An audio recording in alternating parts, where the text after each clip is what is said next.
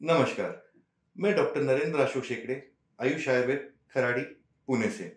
और आज हम बात करने वाले हैं पंचकर्म के बारे में। दोस्तों, वैसे तो पूरे विश्व में ऐसा कोई भी नहीं जिसे पंचकर्म की जरूरत ना हो। आयुर्वेद के अनुसार शरीर में 3 दोष होते हैं: वात, पित्त और कफ। इन दोषों को जब इम्बैलेंस हो जाता है, तो आपके शरीर में अलग-अलग बीमारियाँ हो सकती है। इन बीमारियों को दूर करने के लिए जब आपको दवाई दी जाती है, यानी ओरल मेडिसिन दिया जाता है, तो उसे कहते हैं शमन चिकित्सा। लेकिन जब ये दोष ज़्यादा बढ़े हुए होते हैं, तो इन्हें अपने नज़दीकी मार्ग से बाहर निकालना बहुत ज़रूरी हो जाता है। इस प्रोसीजर को कहते हैं शोधन चिकित्सा, यानी पंचकर्म। बेसिकली पंचकर्म 5 तरह का होता है: वमन, विरेचन, बस्ती, रक्तमोक्षण और नस्य। चलिए, तो अब हम देखते हैं वमन और विरेचन के बारे में। वमन और विरेचन दोनों को एक साथ बताया जा रहा है, क्योंकि इन दोनों के प्रोसेस में काफ़ी समानता होती है। फ़र्क होता है तो सिर्फ़ इसके करने के कारण और दोषों को बाहर निकालने के मार्ग में। वमन यह प्रोसेस आपके शरीर में बढ़े हुए कफ और पित्त को बाहर निकालने के लिए करते हैं। इसे ड्रग इंड्यूस्ड वॉमिटिंग भी कह सकते हैं। उसी तरह विरेचन में आपके शरीर में बढ़े हुए पित्त को बाहर निकाला जाता है। इसे ड्रग इंड्यूस्ड लूज मोशंस भी कह सकते हैं। वमन यह प्रोसेस नॉर्मली फरवरी से मार्च अप्रैल महीने में की जाती है, यानी कि वसंत ऋतु में। उसी तरह विरेचन शरद ऋतु यानी सितंबर और अक्टूबर के महीने में कर सकते हैं। यह हुआ स्वस्थ व्यक्ति के लिए। लेकिन अगर आपके शरीर में दोष ज़्यादा बढ़ गए हैं, बीमारी बढ़ गई है, तो आप इसे किसी भी समय वैद्य की सलाह के अनुसार कर सकते हैं। वमन और विरेचन के 3 प्रमुख भाग होते हैं: पूर्व कर्म, प्रधान कर्म और पश्चात कर्म। पूर्व कर्म में 2 से 3 दिनों तक आपको में तो दवाई दी जाती है, जिससे आपका जठराग्नि प्रदीप्त हो, यानी आपका डाइजेस्टिव पावर इम्प्रूव हो। साथ ही में आपको कुछ मेडिकेटेड घी यानी औषधि युक्त घी दिया जाता है सुबह के समय। उसी के बाद आपको मसाज और स्टीम, जिसे हम स्नेहन स्वेदन भी कहते हैं, वो करवाया जाता है। ये लगातार 5 से 6 दिन चलता है। फिर उसके बाद आता है प्रधान कर्म, यानी आपका वमन या विरेचन का मेन दिन। अगर आपका वमन है, तो यहाँ पे क्लिनिक में बुलाकर हम आपको मेडिकेटेड काढ़ा दिया जाता है, जिससे आपको कुछ उल्टियाँ होती है और आपका बढ़ा हुआ कफ और पित्त बाहर निकलता है। अगर आपका विरेचन है, तो आपको कुछ दवाई दी जाती है, जिससे आपको लूज़ मोशंस होते हैं, और ये आपको घर पर ही करना होता है। फिर इसके बाद आता है पश्चात कर्म, यानी वमन विरेचन होने के बाद। इसमें सबसे ज़रूरी होता है 3 दिनों तक से 5 दिनों तक आपका डाइट। ये हम आपको बराबर 5 दिनों का लिख कर दे देते हैं।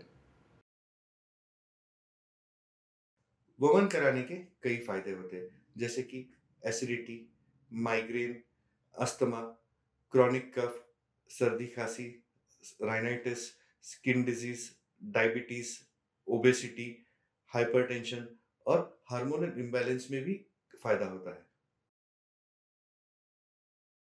विरेचन के भी कई फ़ायदे होते हैं।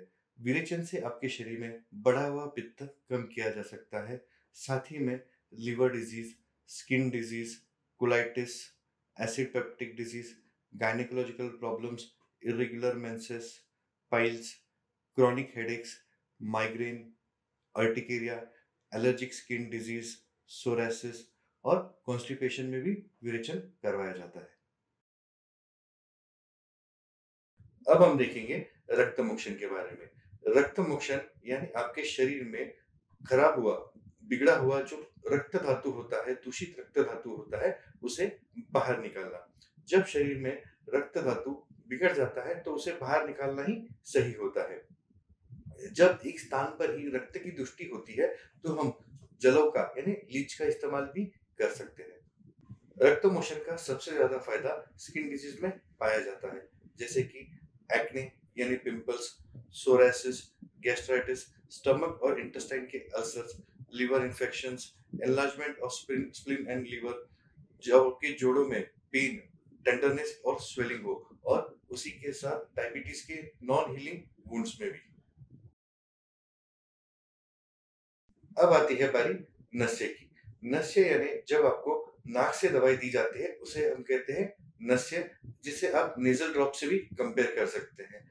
इन दवाइयों में तेल, घी या चूर्ण भी हो सकता है। ये ट्रीटमेंट 8 दिनों से लेकर तो 21 दिन तक करवाई जा सकती है। अब हम देखेंगे नस्यकरण के फायदे, जिसमें headache, migraine, cervical spondylitis, rhinitis, sinusitis, loss of memory, mental disorders, nervous disorders, insomnia यानी नींद का ना आना, हेयर फॉल, अस्थमा ये होता है। जिन्हें अस्थमा की तकलीफ है और पंप की आदत है, उन्हें वमन के बाद नस्य करवाने से पंप की आदत छूट सकती है। अब हम आखिरी में देखेंगे बस्ती के बारे में। बस्ती यह वात दोष की सर्वश्रेष्ठ चिकित्सा मानी गई है। इसे इतना महत्व है कि आयुर्वेद में इसे अर्ध चिकित्सा भी कहा जाता है। बस्ती यानी जब गुदा मार्ग से आपको औषधि, तेल, काढ़ा या घी दिया जाता है, इसे कहते हैं बस्ती। बस्ती प्रयोग को कई लोग एनिमा से भी करते हैं, लेकिन ये सही नहीं है। बस्ती देने के समय उसके पहले आपको स्नेहन स्वेदन यानी मसाज और स्टीम किया जाता है। बस्ती द्रव्य सीधा आपके पक्वाशय तक पहुंचता है, इसीलिए उसे पाचन की जरूरत नहीं पड़ती है, इसीलिए इसका इफेक्ट भी आपको जल्दी दिखाई देता है। वैसे तो बस्ती के कई फायदे हैं। सबसे ज्यादा इसका लाभ arthritis, rheumatoid arthritis, diabetes, male and female infertility, constipation, paralysis, spinal cord और नर्वस सिस्टम की बीमारियां, cervical spondylosis, paralysis, IBS, obesity में देखी जाती है।